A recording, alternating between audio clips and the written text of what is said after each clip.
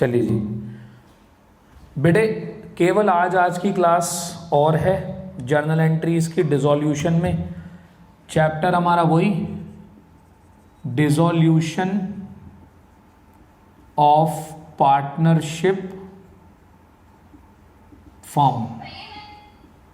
हाँ जी बोलो, कुछ बोलो। क्या कुछ कह रहे हैं आप?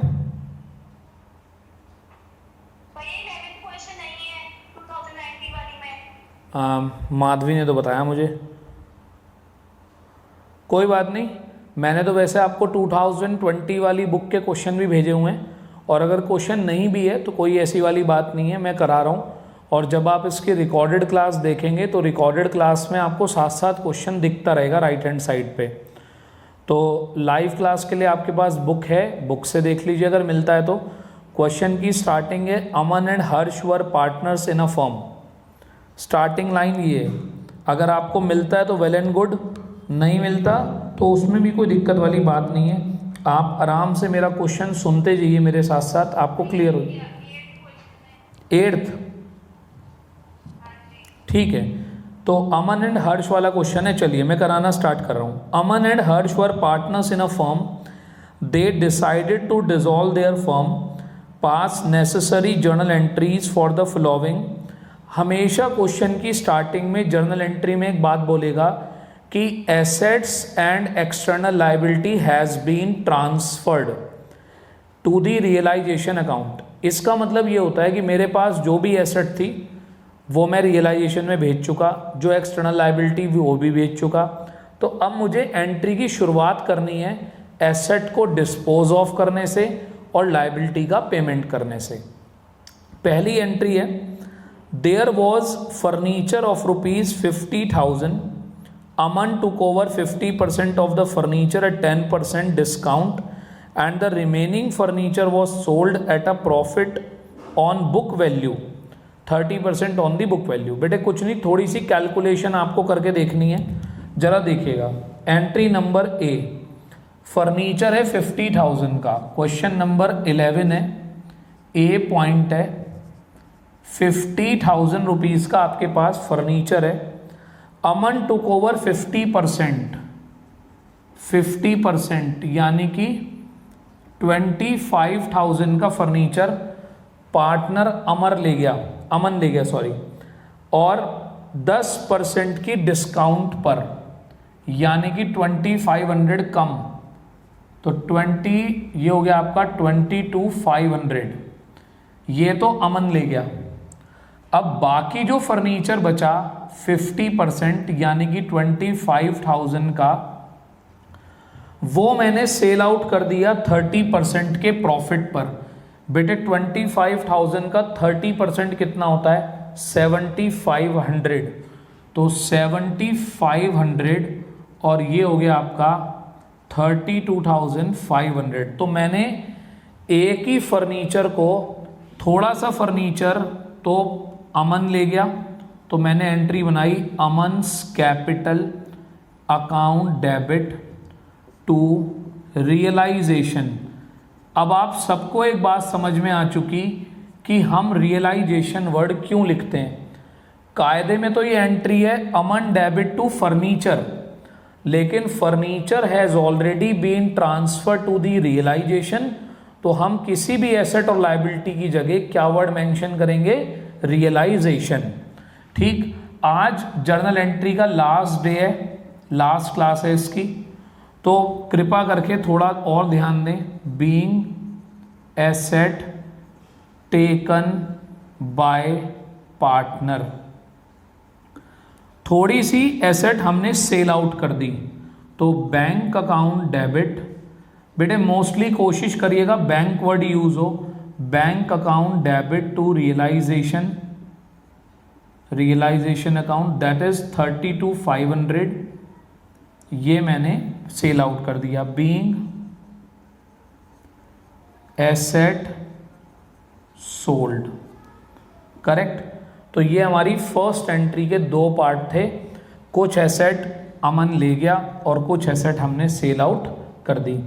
That is question number 11A part. Point number B. Profit and loss was showing a credit balance of 15,000. आप में से कोई भी बच्चा मुझे जवाब दे सकता है कि प्रॉफिट एंड लॉस का क्रेडिट बैलेंस, P&L अकाउंट का क्रेडिट बैलेंस प्रॉफिट होता है या लॉस होता है? बताइए. प्रॉफिट एंड लॉस का क्रेडिट बैलेंस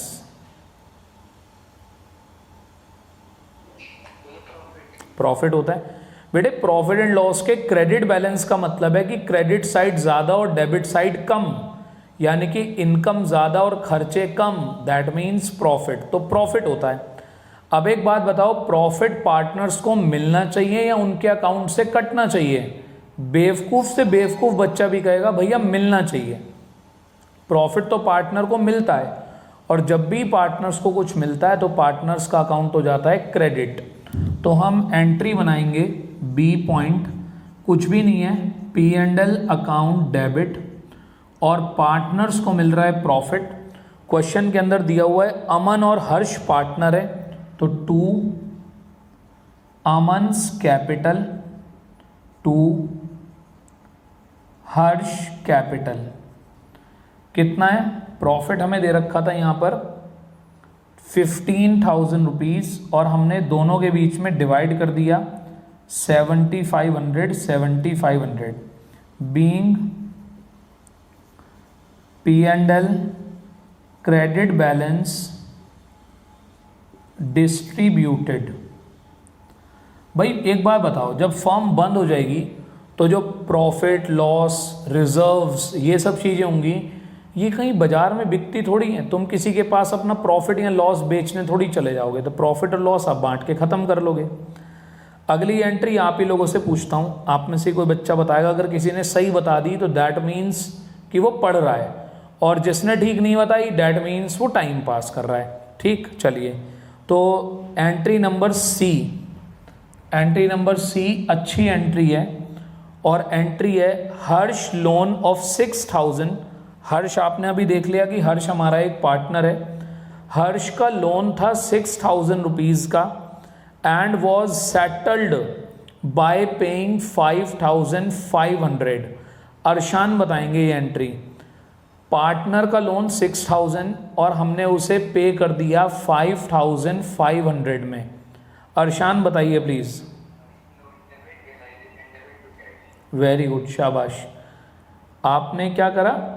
आपने रियलाइजेशन को क्या करा? डेबिट करा.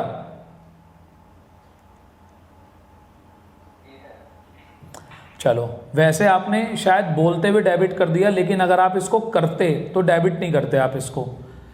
आपने हर्ष के लोन को, मेन बात ये थी कि पार्टनर के लोन का पेमेंट पार्टनर के लोन के ही नाम से होता है, रियलाइजेशन के नाम से नहीं होता.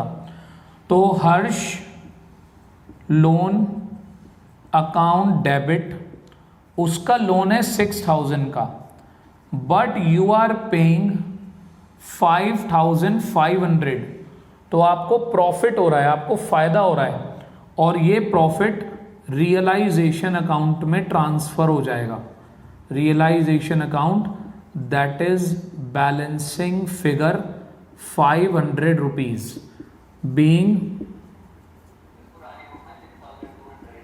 अच्छा, पार्टनर्स लोन पेड.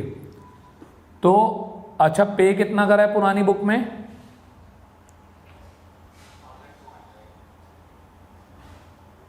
चलिए जो भी है, अब मेरी बात, मेरे इस बुक के हिसाब से दिया हुआ था कि उसका लोन तो है 6, लेकिन हमने उसको पे करा 5,500. यार एक छोटे से बच्चे को पकड़ के ले आओ, वो भी सही बता देगा कि सर जब हम 6,000 की जगह 5,500 दे रहे हैं तो हमारा तो फ़ायदा ही हो रहा है, और वो फ़ायदा रियलाइजेशन में जाएगा. अगर इसका कॉन्ट्रेरी होता, if you are paying more than the amount of loan, तो ऑब्वियस सी बात है आपको लॉस होता, और वो लॉस डेबिट होता. ठीक, आपने अगर स्टार्टिंग में जब मैंने जर्नल एंट्रीज सिखाई थी, अगर आपने उनको ध्यान से समझा है तो आपको प्रॉब्लम बहुत ही कम आएंगी. और अगर आपने एक्चुअली, पता है क्या हो रहा है, इन दिनों बच्चे समझते कम हैं, एक्सपेक्टेशंस ज़्यादा करते हैं कि कोई ऐसा ब्रह्मास्त्र वहाँ से चला दिया जाए कि जो मोबाइल की स्क्रीन से निकलता हुआ मेरे दिमाग में जाए और मुझे सब कुछ समझा दे। एक चमत्कार की उम्मीद कर रहे हैं, कभी भी नहीं होगी वो। जब आप फेस टू फेस पढ़ते हैं तब भी आप में से, पूरे बैच में से 20 या 30% बच्चा ऐसा होता है जिसको टीचर की 100% बात समझ में आती है। 70% बच्चा ऐसा होता है जिसको 60, 70, 80% बात समझ में आती है। करेक्ट, उससे नीचे नीचे ही रहता है वो। तो अब भी ऐसा ही हो रहा है, डोंट टेक इट अदरवाइज, लेकिन अब भी ऐसा ही हो रहा है। तो आप उसको, अभी तो आपकी लेबर बच रही है आने की जाने की, तो वही टाइम पढ़ने में लगाओ। यहाँ लोगों से ऑनलाइन क्लास भी रेगुलर नहीं ली जा रही, ठीक है ना, तो उसमें भी दिक्कत हो रही है। मान लो कभी मेरी तरफ से ऑफ हुआ तो मेरा ऑफ तो छोड़ो, अपना ही ऑफ कर लेते हैं कभी ना कभी। मैं तो वीक में 6 डेज ही पढ़ा रहा हूँ आपको, मैं उससे ज़्यादा नहीं पढ़ा रहा, ना मैं पढ़ाऊँगा उससे ज़्यादा। लेकिन आप तो कम से कम 6 डेज आओ, 6 डेज मेरी तरफ से, 6 के भी 4 और 5 आप लोग कर लेते हो। आगे आता है डी पॉइंट है इसका, पॉइंट नंबर डी है, the firm paid realisation expenses of ₹5,000 on behalf of Harsh a partner. Firm ने पार्टनर के बिहाफ पर पे करे। कौन बताएगा इसकी एंट्री? दीपिका बताएंगी। दीपिका, फर्म ने पार्टनर के बिहाफ पर पे करे हैं 5,000 रुपीज। पार्टनर को पे करने दे, फर्म ने पे करे पार्टनर की तरफ से। बताइए क्या एंट्री बनेगी?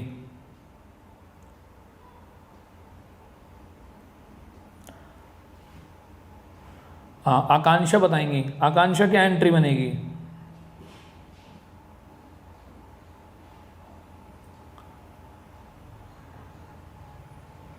अंशुमन,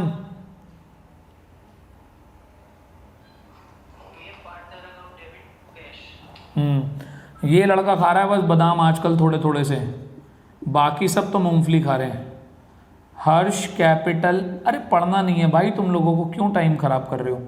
हर्ष कैपिटल अकाउंट डेबिट, बस है क्या, रिजल्ट कुछ नहीं आ रहा, लेकिन भाग दौड़ में कोई कमी नहीं है। हम सुबह 3 घंटे 4 घंटे स्कूल की क्लास भी पढ़ते हैं, शाम को भी देखो आपकी क्लास में ईमानदारी से टाइम पे आ जाते हैं। वो बात एक अलग है, हम पूरे दिन कुछ भी करते हो, लेकिन हम फॉर्मेलिटी पूरी कर रहे हैं। मंदिर की चौखट पे रोज माथा टेकने जरूर जाते हैं, चाहे दिल में श्रद्धा हो चाहे ना हो, वही वाला हिसाब है आप लोगों के साथ। पढ़ नहीं रहा है कोई भी, मजे ले रहे हैं, लॉकडाउन के मजे ले रहे हैं। लॉकडाउन के मजे 3 ही लोग ले रहे हैं, एक मोदी जी, एक योगी जी और एक तुम। मजे ले रहे हो पूरे। Being realisation expense paid on behalf of partner, ठीक है, ये इसका डी पॉइंट हो गया। ई पॉइंट पे आते हैं इसके। ई पॉइंट क्या कहता है? देयर वॉज अ बिल, बहुत अच्छी एंट्री है, पुरानी बुक में अगर ना हो तो मैं बोल रहा हूं ध्यान से सुनो, और जब इसके रिकॉर्डेड क्लास देखोगे अभी या इन फ्यूचर में, इस एंट्री को ध्यान से देख लेना। रिकॉर्डेड लेक्चर में भी जब ये एंट्री लिखी होगी तो उसके साथ इंपॉर्टेंट जरूर लिखा होगा कि इंपॉर्टेंट है। There was a bill for ₹1200 under discount. ये क्या होता है? मैं पहले 11th क्लास की बात याद दिलाता हूं। बिल अंडर डिस्काउंट, एक बिल ऑफ एक्सचेंज जो मैंने अपने बैंक से डिस्काउंट करा रखा है। शायद आपको याद आ गया होगा कि जो हमारा 11th क्लास का एक चैप्टर होता है बिल्स ऑफ एक्सचेंज, वहाँ पर जो बिल है हम बैंक से डिस्काउंट करा सकते हैं। 1200 रुपये का ऐसा एक बिल है। The bill was receive from Sohan, वो बिल किसने एक्सेप्ट कर रखा था? सोहन ने, यानी कि सोहन इज बी है सोहन। सोहन इंसॉल्वेंट हो गया। First and final dividend receive 25% was receive from his state. 1200 rupees का बिल था, सोहन से पैसे लेने थे, बिल हो गया डिसऑनर।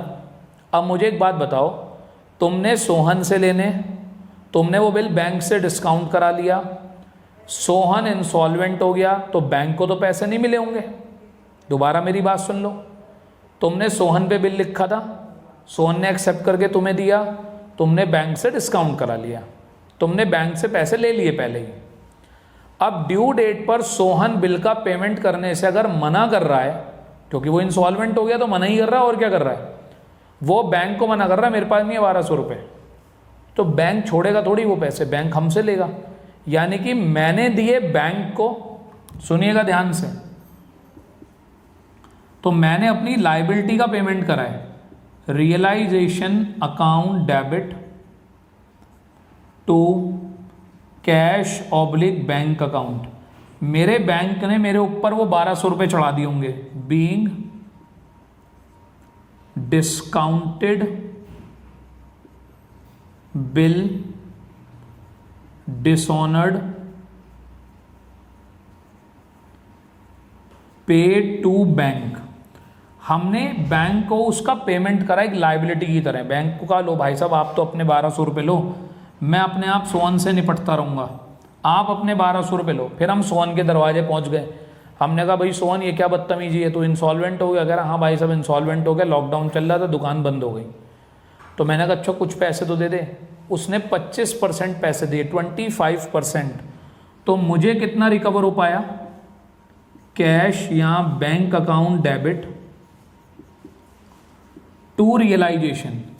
किसी बच्चे ने अगर यहाँ बकवास लिखने की कोशिश की, to Sohan, to bad debt recovered, to bad debt, to debtor, उसको मिलेंगे 0 नंबर। करेक्ट? पार्टनर के लोन का पेमेंट पार्टनर के लोन के नाम से होता है। उसके अलावा आपके पास से कहीं पैसे जा रहे हैं तो रियलाइजेशन टू कैश, पैसे आ रहे हैं तो cash to realisation. Try to understand one point, we are closing down the operations of the firm. हम फर्म को बंद कर रहे हैं, हमें अपने पहले के क्रिएट करे हुए भी सारे अकाउंट बंद करने हैं, हमें किसी नए नाम के अकाउंट खोलने नहीं है, क्योंकि खोल देंगे तो उनको बंद कहाँ से करोगे।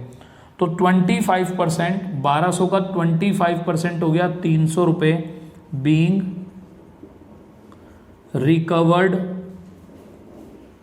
From Sohan a debtor. Sohan हमारा एक डेटर है, उससे मैंने ये अमाउंट रिकवर की है। आई होप आपको बात समझ में आ गई होगी। बात ये है, जब पर्सन इंसॉल्वेंट हो गया, मुझे बैंक को देने पड़े और सोहन ने मुझे दिए। जितने मैंने बैंक को दिए मैंने 1200 से एंट्री बना दी, जितने सोहन ने मुझे दिए मैंने उसकी 300 से एंट्री बना दी, क्योंकि उसने मुझे 25% दिए। The next point is, I hope it is clear. किसी को डाउट हो तो प्लीज़ पूछ लीजिए मैं साइड हो गया, आराम से देख लो। दोबारा बताता हूँ सर। एक बिल था हमारे पास, वो बिल हमने बैंक से डिस्काउंट करा रखा है। पहले तो मेरी शब्दों को केवल सुनो नहीं, समझो। 11th क्लास का पॉइंट है, बिल्स ऑफ एक्सचेंज, BR मैंने बैंक से डिस्काउंट करा लिया। डैट मीन्स मैंने BR बैंक को दे दिया, बैंक से पैसे ले लिए। बैंक को बोला कि भाई जब बिल की ड्यू डेट आएगी सोहन के पास चले जाना, सोहन पैसे दे देगा।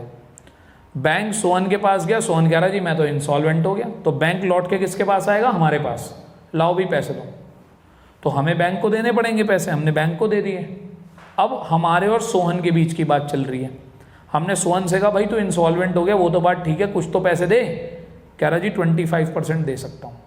बस 25% मिलने की एंट्री। जो बच्चा खुद को ज़्यादा एक्स्ट्रा ऑर्डिनरी इंटेलिजेंट समझेगा, कहेगा भाई इसे कुछ नहीं पता, मैं बनाता हूँ सही एंट्री। वो पता है क्या बनाएगा?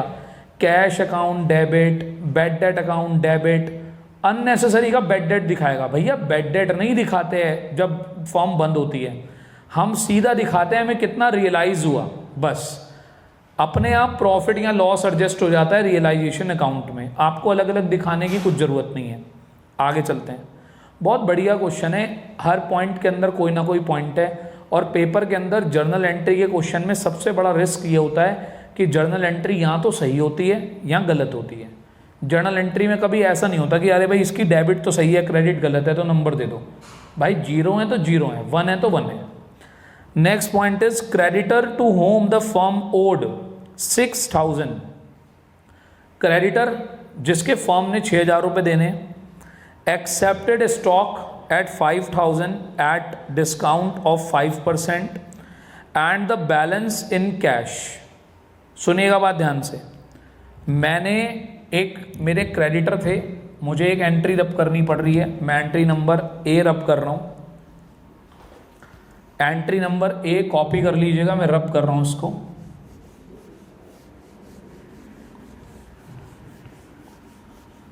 बहुत ही ध्यान से, सावधानी हटी दुर्घटना घटी, ये ध्यान रखिएगा। इसीलिए मैं बहुत हल्का लेके चल रहा हूँ क्वेश्चन को।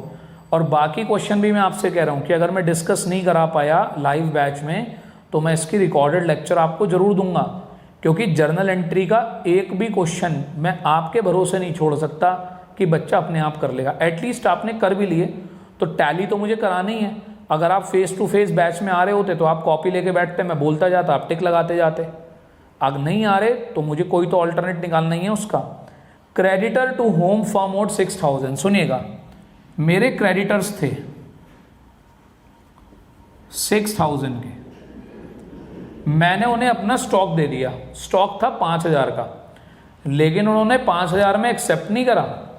उन्होंने 5000 का स्टॉक 5% की डिस्काउंट पर लिया। सुनिएगा, मैंने उन्हें स्टॉक दे दिया, वैसे तो स्टॉक 5000 का है, लेकिन 5% कम कर दिए। उन्होंने उसको 5 का नहीं माना, कह रहे नहीं ये 5 का कहाँ है, 5% कम कर दिए। उन्होंने 250 कम कर दिए, तो कह रहे हैं मैं तो इस स्टॉक को 4750 का मानूंगा।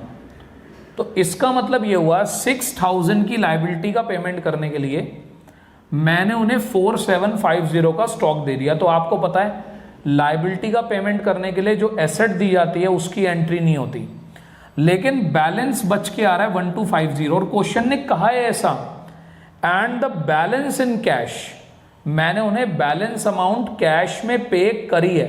अगर वो ये वाली बात नहीं लिखता ना कि बैलेंस पेड इन कैश, मुझे कतई जरूरत नहीं थी ऐसा कुछ करने की, मैं तो एंट्री नहीं बनाता, मैं तो सीधा लिखता no entry.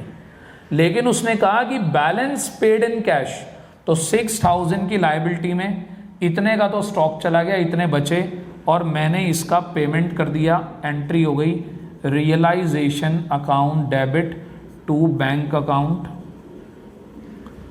And the amount is 1250 being paid to creditors. I hope ये क्वेश्चन आपको क्लियर होगा। ठीक है जी, ये क्वेश्चन आपको बिल्कुल क्लियर होगा। जब आप इसकी रिकॉर्डेड क्लासेस देखेंगे तो आपको राइट हैंड साइड पे स्क्रीन पे क्वेश्चन भी दिखाई देता रहेगा। उसके पीछे पर्पस केवल इतना है कि जब बच्चा रिवाइज करने बैठे तो वो बुक कॉपी किसी की चीज़ के पंगे में ना पड़े कि मैं कॉपी लूँ, बुक लूँ, नोट्स खोलूँ, ये करूँ वो करूँ। अरे भाई कुछ मत खोल, तू सामने क्वेश्चन देख, सॉल्यूशन देख, बात खत्म। आई होप यहाँ तक की बात सबको क्लियर है। किसी को डाउट हो बेटे इस क्वेश्चन में तो प्लीज़ पूछिए। हाँ जी, है कोई डाउट वाला कैंडिडेट? चले जी, क्वेश्चन नंबर 12 पे आ रहे हैं। अपनी बुक में देख लीजिए कौन से नंबर पर है। रोहित, कुणाल, सार्थक आर पार्टनर्स। मिल जाए तो बहुत अच्छा, नहीं मिले तो मेरी बात सुनिए। रोहित, कुणाल और सार्थक पार्टनर हैं फर्म में। They decided to dissolve the firm. Pass necessary journal entries to the following after the asset and external liability has been transferred to the realization account। अच्छा, थर्ड पार्टी लाइबिलिटी भी यही होता है। Third party मतलब जो बाहर वालों को देनी होती है। क्वेश्चन नंबर 12 का ए पार्ट आगे कहता है कुणाल एग्रीड टू पे of his wives loan. Kunal कह रहा है अपनी धर्म पत्नी के लोन का पेमेंट मैं खुद कर दूंगा। बेटे उसकी वाइफ उसके लिए घर का पर्सन हो सकती है, लेकिन हमारी फर्म के लिए एक आउटसाइडर है, तो वाइफ का लोन भी एक नॉर्मल लायबिलिटी की तरह ट्रीट होगा। और जब वो अपनी वाइफ के लोन का पेमेंट कर रहा है तो भी वर्ड रियलाइजेशन अकाउंट ही आएगा। तुम्हारे दिल में कितना भी अपनापन क्यों ना आए, wife's loan, brother's loan, uncle's loan, auntie's loan, mummy's loan, papa's loan, कुछ नहीं करना। हमें सिंपल यहाँ पर लिखना है रियलाइजेशन अकाउंट। बस पार्टनर का लोन अगर खुद का हो तो पार्टनर्स लोन लिखते हैं। तो रियलाइजेशन अकाउंट डेबिट, और कुणाल खुद पे कर रहा है तो Kunal's account, Kunal's capital account. सही है। तो ये है 6000 रुपीज का being Kunal's wife's loan paid by him 6000 rupees. Point number B, total creditor of the firm 40,000, creditor worth ₹10,000 were given a piece of furniture costing 8 in full and final settlement. सुनिएगा, creditors हैं 40,000 के, इनमें से 10,000 वाले creditors को मैंने एक machine दे दी है 8,000 वाली, और फुल सेटलमेंट हो गया। मैंने उसे मशीन दी और कहा भाई साहब टाटा बाय बाय, आपका हमारा आज से कोई वास्ता नहीं, आप अपने घर राजी, मैं अपने घर राजी। इसकी तो एंट्री बनेगी नहीं, पहली बात। अब आगे क्या कहता है? आगे कहता है अच्छा फर्नीचर दिया है, कोई बात नहीं, फर्नीचर लिख देना। रिमेनिंग क्रेडिटर अलाउड है 10% डिस्काउंट। अब रिमेनिंग बचे कितने? 30। उन्हें 10% उन्होंने हमें 10% की डिस्काउंट दे दी, तो 10% लेस कर दो 3,000, तो कितना आ गया? 27,000। तो हमें पे कितने करने पड़े? 27,000। तो एंट्री बन गई रियलाइजेशन अकाउंट डेबिट। अब एक बच्चा कह रहा है वाह क्या पॉइंट था, क्या गजब की बात थी। अरे इसमें कुछ बात भी है, अपने आप देखना है तुम्हें। बीइंग क्रेडिटर्स पेड,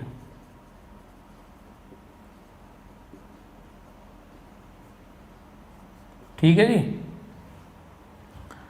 अगला point, Rohit had given a loan of 70,000 to the firm which was duly paid. Rohit partner है फर्म का, तो रोहित का लोन रोहित के नाम से ही पे होगा। Rohit's loan account debit to bank account 70,000, इसकी अमाउंट थी 27,000। Being Rohit's loan paid, D point.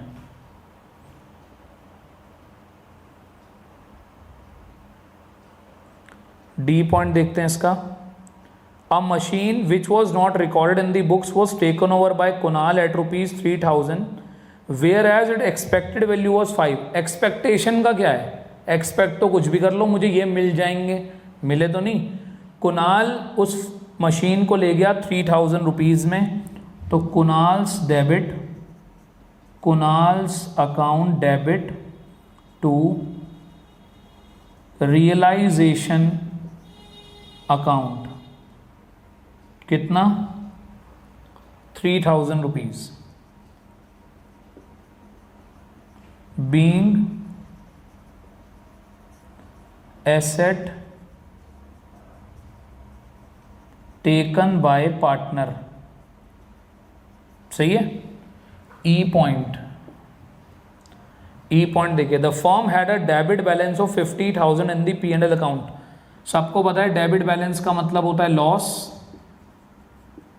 Debit balance loss होता है, और डेबिट बैलेंस पार्टनर के अकाउंट से डिडक्ट हो जाता है, और पार्टनर का नाम है रोहित, कुणाल और सार्थक। तो रोहित्स कैपिटल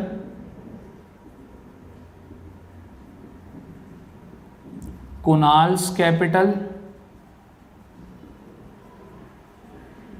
और सार्थक्स कैपिटल अकाउंट, ठीक है। और लॉस हमें दे रखा है यहां पर 15,000 का। If the profit sharing ratio is not given than equal ratio 1/3 1/3 1/3 5,000 5,000 5,000। Being P&L debit balance distributed, F point. Sarthak paid the realization expense of 16,000 out of his private funds, who was to get a remuneration of 15,000 for completing dissolution process and was responsible for bear all the expenses। ये जो question मैंने आपको कराया Delhi 2012 compartment exam का question है। बात यह है कि उसने अपनी प्राइवेट रिसोर्सेज से 16,000 रुपये पे करे, जबकि फर्म उसे 15,000 रुपये दे रही है। तो बात तो वही हुई कि फर्म ने उसको 15,000 रुपये दिए और आगे उसने 16,000 पे करे, तो हमारी फर्म का खर्चा तो केवल 15,000 रुपीज़ का ही हुआ। तो हम एंट्री बनाएंगे realisation account debit, realisation account debit to, क्या नाम है उसका, सार्थक। सार्थक्स कैपिटल अकाउंट, और कितना अमाउंट है 15,000, बीइंग